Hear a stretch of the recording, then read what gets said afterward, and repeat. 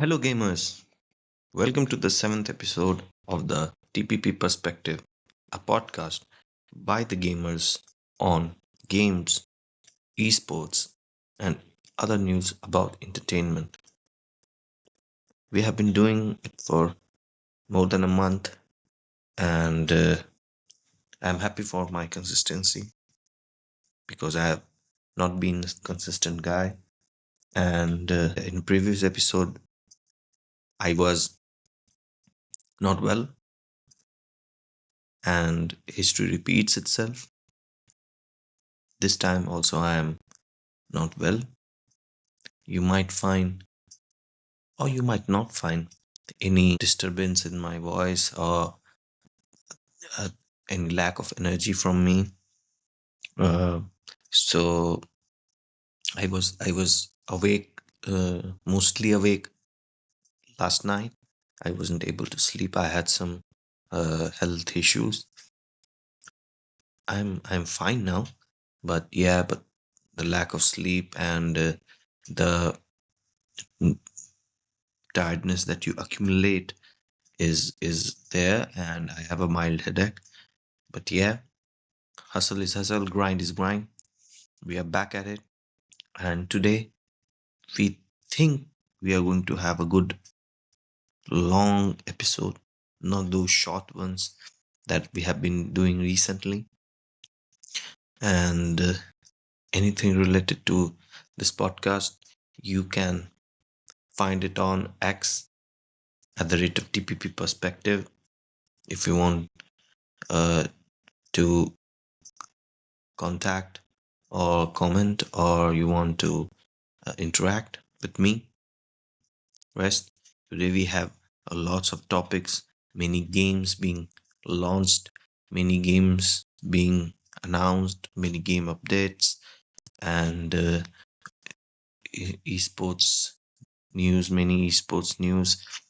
And as usual, as we do every week, the podcast, we also do uh, a game review as a gaming memoir of all those games that I have grown up, I have been playing since I grew up, and we will be sharing that also. And there are some controversies we need to talk about. There are some movie trailers, one movie trailer that I'm going to talk about. Then in this episode, we're going to talk about a recent controversy, not controversy, an obstacle that I hit on this social media grind. And yeah, so let's buckle up and start this seventh iteration of the TPP perspective. The first thing that I want to talk about is, after the massive failure of Battlefield's last game, Battlefield has now launched a demo or an alpha. I'm not sure about it. Of I would have been sure about it if I wouldn't have been unwell. It's not an excuse, but yeah, I need to get it out. And I usually would not have been so not informed, but yeah, I'm not sure whether it's going to be a demo or an alpha footage or an alpha testing, but there have been an announcement of something related to the new Battlefield game. The trailer looks good. I also tweeted about it. The new game looks good, and many. I haven't played Battlefield, but as most of games that I have not played that we talk about on this channel. But yeah, but many people, those who have played Battlefield series, they said it looks very similar to Battlefield 3, which I believe was a successful entry in the Battlefield franchise. And many people are just excited about it.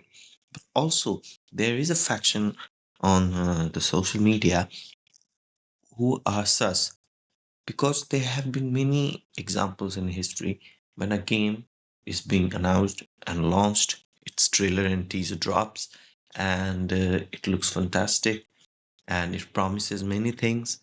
And when it actually launches, they turn out to be lies, or they falter.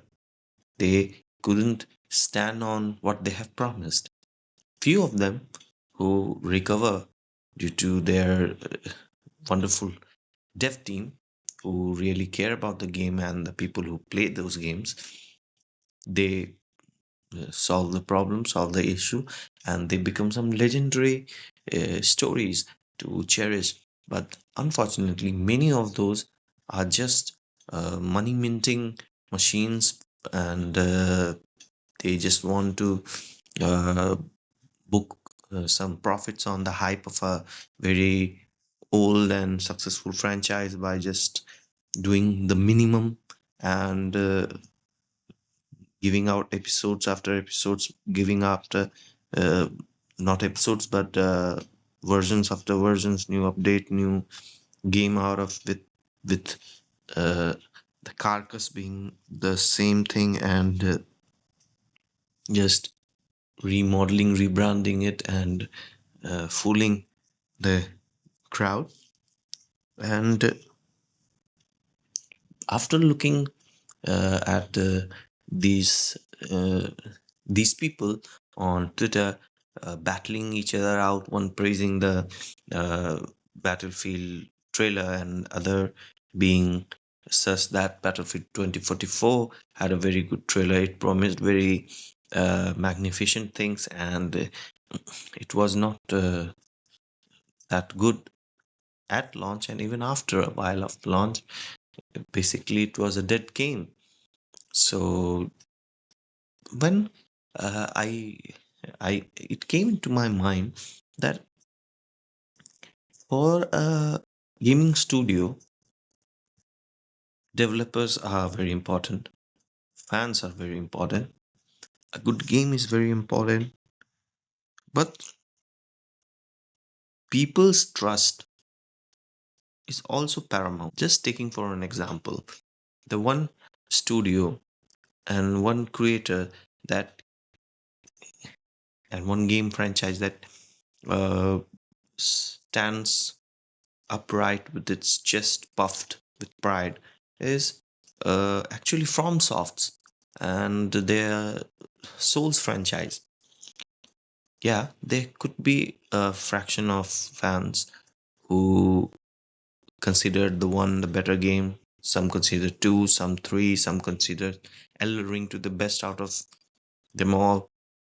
There could be this debate, but the consistency, the trust factor that they have built by delivering such masterpiece of game titles that people people don't suss out when they show something, because recently Elden Ring has also the developers from Elden Ring have also announced a co-op multiplayer in the same universe in which the Elden Ring games took place. But the factor is that it's not written by the same person who has written Dark Souls 3 or Elden Ring, the game, but still, the trust factor which the company, the Bandai Namco and FromSoft have made in this past decade or two is something which outshines from other developers like Electronic Arts, who have been a big name in this gaming industry. They have had many great titles and they have had many failures. At this point of time, these are two outshining and each other by a lot. And I want Battlefield to be a good game. I want them to be as successful as their some previous games were. But gaming studios and the board of directors at those gaming studios and gaming companies have to realize that they have lost the trust factor, and eventually this lack of trust in fans is going to hurt their better titles and their future ventures. So I know nobody is listening, But if somebody listens this, if if you are a gaming dev or you are from a gaming company, money less or more, popularity less or more, sales less or more, ratings less or more, they're not going to matter if you build your trust, build people's trust, and keep delivering consistently on what you say, and just not just hyping things up and minting money. So yeah. So now, moving to our game review section. As if you have ever followed me on X, or have you listened to any of these podcasts, you might have known that we here at the TPP Perspective weekly do game reviews. And on Saturday, every evening, I post the game review with a rating out of 10. And uh, this week also, we have reviewed a game. If you haven't seen it, go check out at X at the rate of TPP Perspective, or you can just search in the on X hashtag TPP Game Reviews, and you will find all those games that I have reviewed at a place. And so this on our seventh episode of the podcast, the seventh game that I want to review, or I reviewed, I want to talk about is the Virtua Cop 2. It was an arcade shooter from a gaming giant, used to be gaming giant, Sega, a Japanese company, Japanese developers. And Virtua Cop was their uh, rail shooter, what they call, and it was an arcade type shooter in which you played as a cop, and you were uh, confronting terrorists and bandits on different map locations. One was a bank and a city chase, the second was on a train station, and the third was on a cruise ship. Back then when we used to play, because it was an original arcade game. It was typical arcade game, and it was ported to PCs. I think it was ported very late in 1998 or 1995. It was something like that, or 2000 maybe.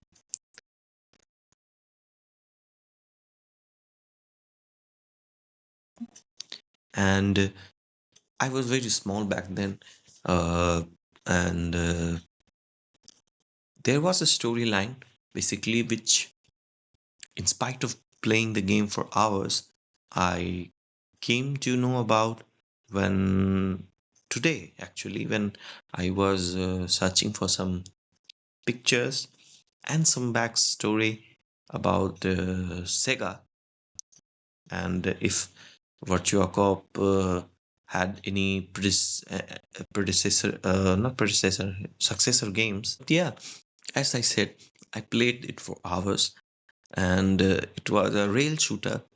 Those people who are not accustomed with what a rail shooter is, it's like a rail, that you are in a rail, you are moving on a predestined path, and you are interacting with enemies and and environment with very selective options to choose where you want to go, and the only control that you had was to shoot. The game would take you to different sections of the map, different parts of the heist, and you have to just aim and shoot, with each level ending with a boss fight.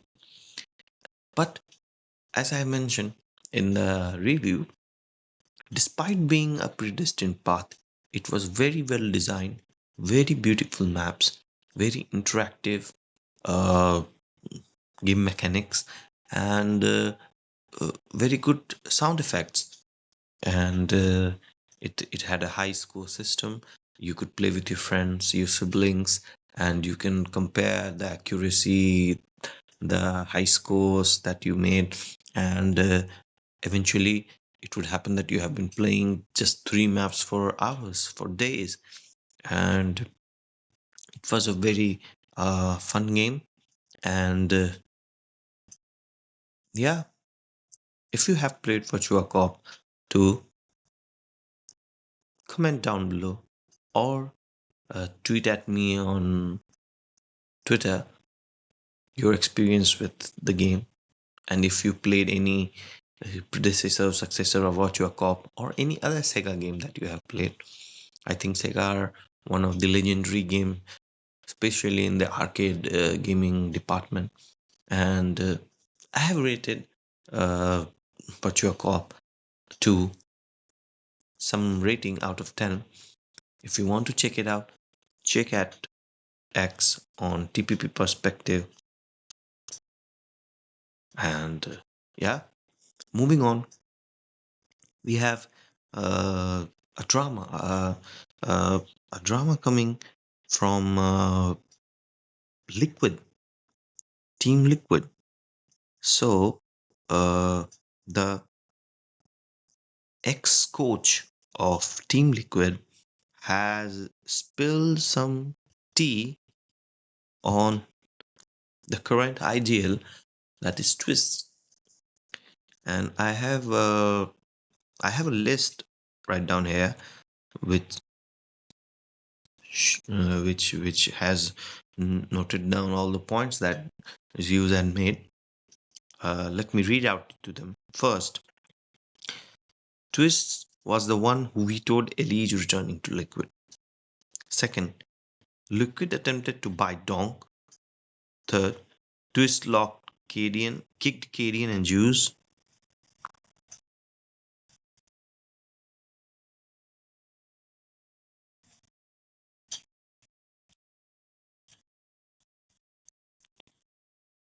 Then he considered kicking Naf as well. Then there is uh, some allegations that he thinks South Americans are lazy, and that there was an allegation that Twist took Rops and Carrigan to an NBA game on liquid company money.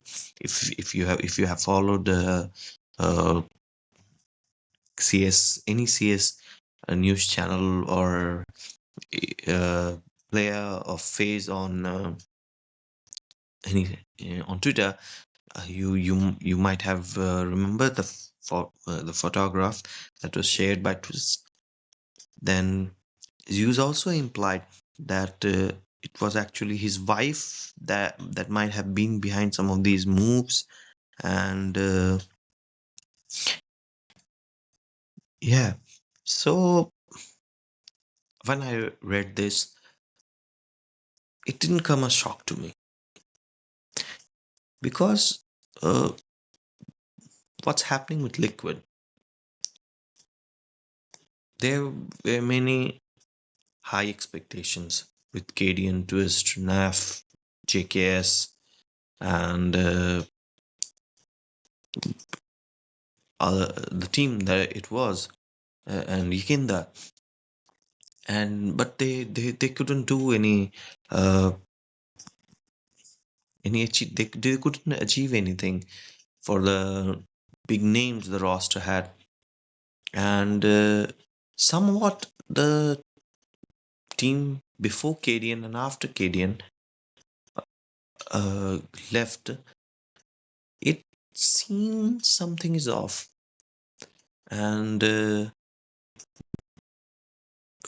I had my doubts that being an IGL and a rifler, the pressure of both roles is taking over his performance, and that might I still believe that might be true. But these allegations, I mean, we have to wait for reply from Twist, what he has to say about it. But yeah, it was if it's true, then it's evil. I think it's an evil move, evil thinking by Twist. But let's don't leave things to speculations and move. Let's move on to the major tournament, the tournament that we're having, Katowice. So we are in the semifinals of Katowice, and as of till now, uh, Vitality has defeated the Mongols and moved to the finals. And the Mongols had defeated Eternal Fire, which was a team that I looked up for, and I had huge expectations from them in this Katowice, and they were showing promise. Last episode we talked about Voxic doing 40 bomb, and then uh, in the pre-quarterfinal, uh, Zantares had a 49 kill match, and he was almost to get the 50 bomber on a server on a T1 tournament. It was fantastic to watch that game. And with that 50 bomb, Eternal Fire became the first Turkish team to make to the Spodek at Katowice.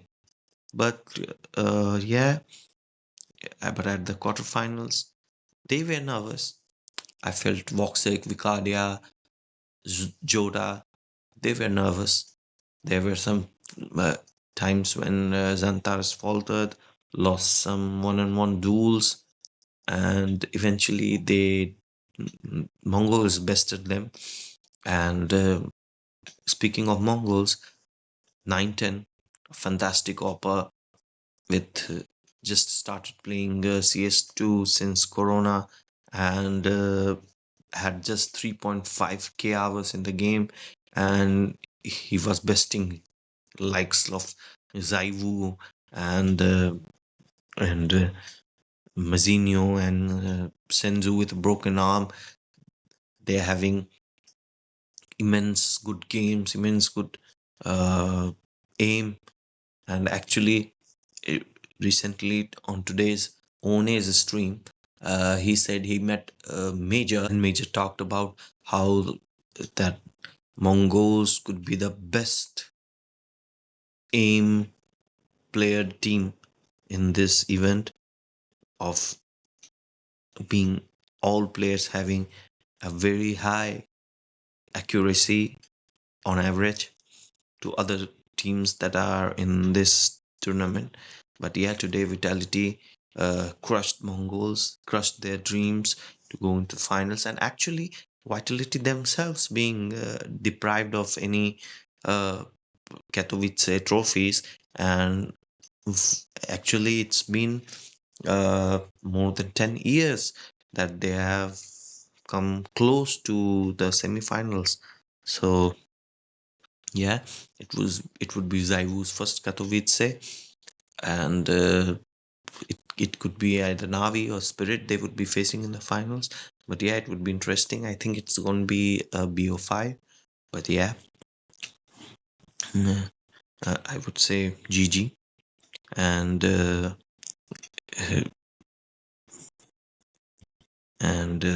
then we need to talk about how today, in the semifinals, the second semifinals between Katowice, in Katowice between Navi and Spirit, how Katowice people of Poland and viewers in the stadium were just booing Donk and booing Spirit,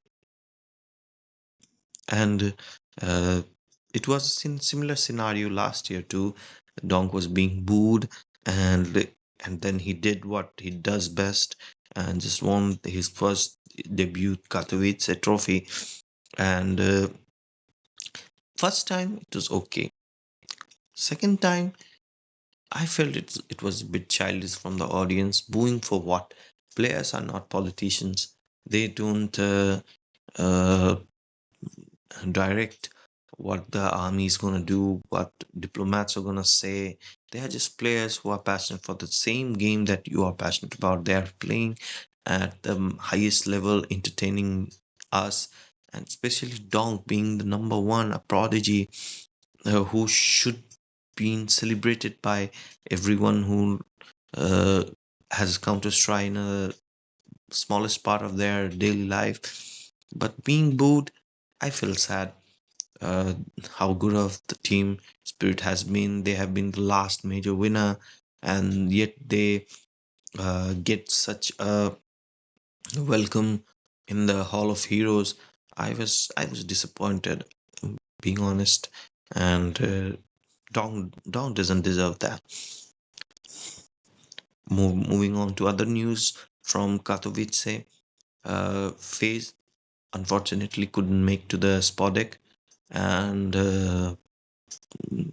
and but the only positive thing that is that they're two one of the two main parts of phases artillery, the Brokey's op and Frozen's firepower, they were both ignited last match. Frozen has been having very good uh, performance lately, and Brokey, I mean, you would have you should have yes, you should have seen Eternal Fire versus Phase. Brokey was hitting some nasty shots. Yeah, he was missing some uh easy shots, but those difficult ones that he was snapping, that was oof, masterclass, totally masterclass. Now, this is all from news from Katowice. Now, moving on to some uh, uh, trailer movies. Marvel just launched Fantastic Four's first trailer. I watched it, I enjoyed it, had a look at Galact. The 60s era looks good. Pedro Pascal as Mr. Fantastic looks great.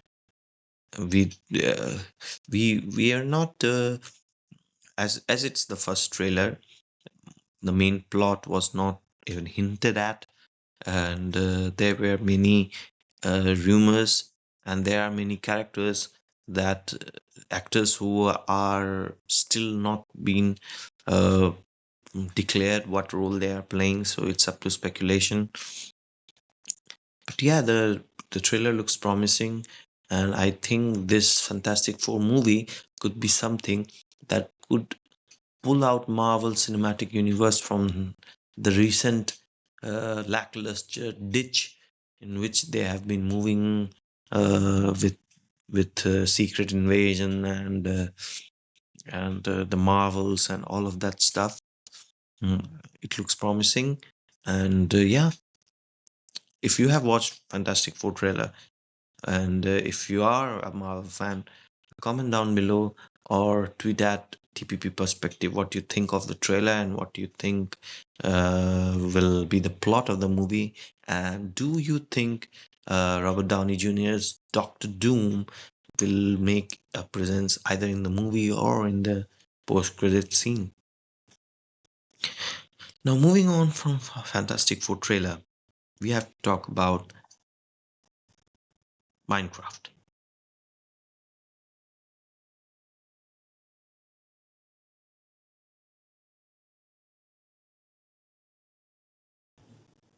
Last episode also we talked about Minecraft, about Mojang and Stev, how they listen to community and add what the community wants in ways that community could also not expect.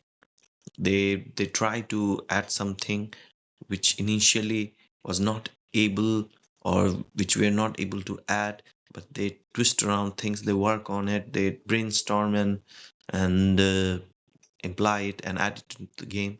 With this I'm talking about uh, those bushes that they have added with the bug that emits light. As you know, there was an update that they will be adding that lighting bug, but unfortunately, for some reason, they couldn't. Fans were disappointed because the opportunity, mm, the the likeness, how the community responded to that bug being added in the game. So they instead created a bush that has that light bug, and it creates an ambient, a texture that creates a vibe. And similarly, again this week they have added something which were not asked by the community, but yeah, we welcome it. They added variants to chicken, season wise, reason wise. It's whether it's summer or it's desert, there are going to be variants of chicken in the game. Also, they added desert uh, flora. They added a desert grass. Last episode, we talked about how they added ambient noise in the desert of leaves, hay shuffling, and wind blowing. Now they added desert grass, and to add some color to the desert, they have added desert flowers. So, yeah, shout out to Mojang devs. And this is the reason why I'm a fan of Mojang and the game, beautiful game, Minecraft is. Now, moving on from one developer to another developer and a successful game, and a would be successful game, is the second iteration of the Kingdom Come Deliverance. KCD 2 has been launched. It looks good. It doesn't work on Unreal Engine 5. It works on the Crytek engine, which is very optimized, and the reviews are as good as they seem. Uh, it is stable on many hardware without ray tracing or path tracing, without being heavy on hardware. It looks fantastic. Water looks fantastic. Uh, Sunshine looks fantastic. Race through uh, trees look fantastic in the forest, and they have developed something different from what Unreal Engine 5 and ray tracing and path tracing of RTX uses. It's called voxel cone tracing, and this voxel cone tracing, it looks beautiful, and without being hefty on hardware, it delivers. It would be dishonest for me if I say it looks as good as path tracing or ray tracing from Unreal Engine 5 games, but it doesn't bother if you're able to run it on a little less of a PC and you still get that kind of graphics. I mean, it balances out. It balances out those inferiorities of not being on Unreal Engine 5. But recently, it has been also on some controversy. There have been group of people who have been canceling the game because of the same-sex romance or marriage that has been uh, that had been added as an option in the game. Because it being a part of a history, it's historically inaccurate to show that, and being a woke agenda or something. First of all, I wrote this down, and I think I would like to opinionate on it. But now, when I think on it, I feel that I should not be opinionating on it because I don't know everything about the plot. I don't know the history about it, and this is also a lesson for anybody listening this. In this world, you would hear many things. In this day-to-day life, you could hear many topics. You would have opinion about each and everything, but don't you don't need to speak about it. Have your opinions, keep it to yourself, unless you have personal experience or an expert about thing. I think in today's generation, people just want to talk about everything and have opinion about everything, and they think their opinion is better than even those who are experts. Either woke or not woke, either liberal or conservative. I don't care. I don't like politics. This is the last time I think I will ever deal something like that. But uh, this is this is a this is an advice. Have opinions, listen and observe everything, but don't go opinionating on everything.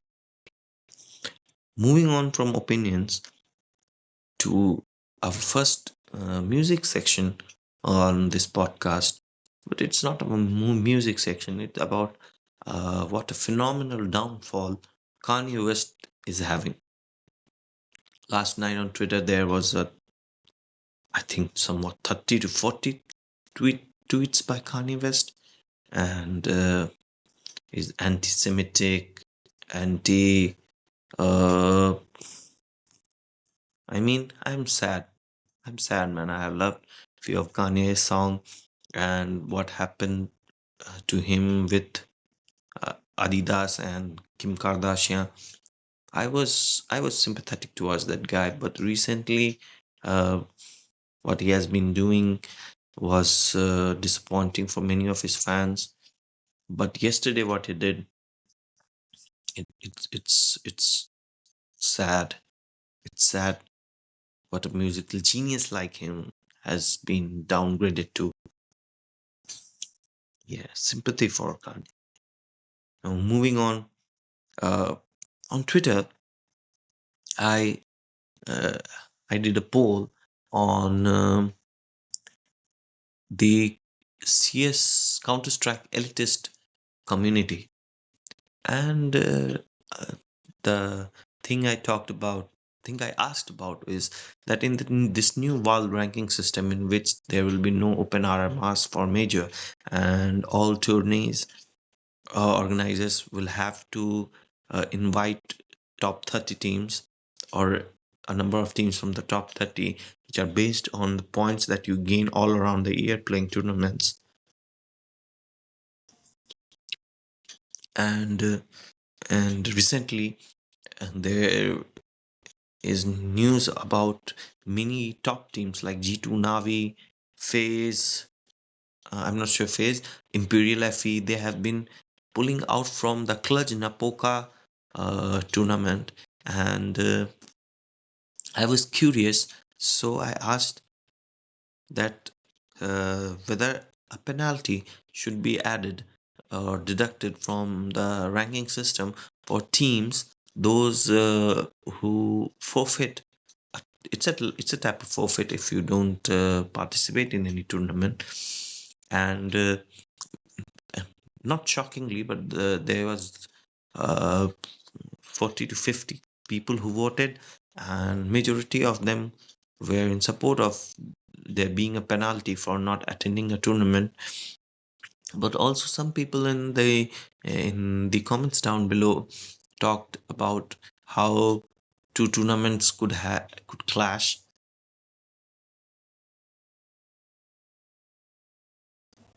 and inability to participate in one because you are attending the other could be uh, could be wrong for such teams. But I think the penalty should be small but significant, not such that participating in one and not able to participate in another because of them being simultaneously held could affect ranking much.